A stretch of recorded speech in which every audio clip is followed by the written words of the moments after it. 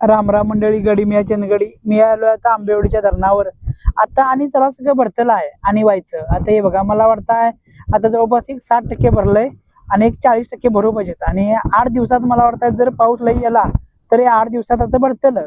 आता बाकीचं जांभरेमगाव भरलंय, फाटकवाडी भरलंय.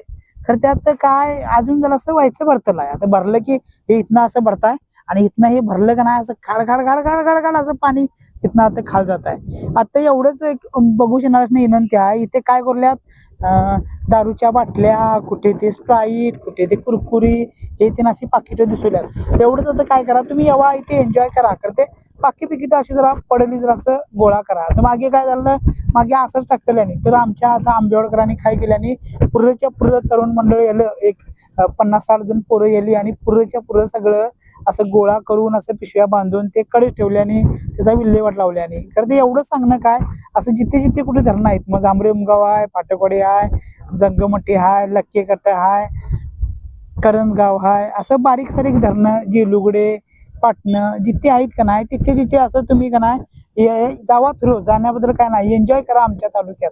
खरं ते जे कुठे असं कचरा पडायला आहे का नाही त्याचा विल्हेवाट एवढा व्यवस्थित लावा बाबा. तर असं करू नका. आता सलाम आहे खरोखरच आंबेवडकर असणं तर का आता हे कचरा पिचरा पडला सगळा त्यांनी व्यवस्थित त्याचा विल्हेवाट लावल्याने. खरं ते इथे येऊच बघू शकणार. हे बघा येवल्यात आणि हे इकडे असं सगळं पगळा करल्यात.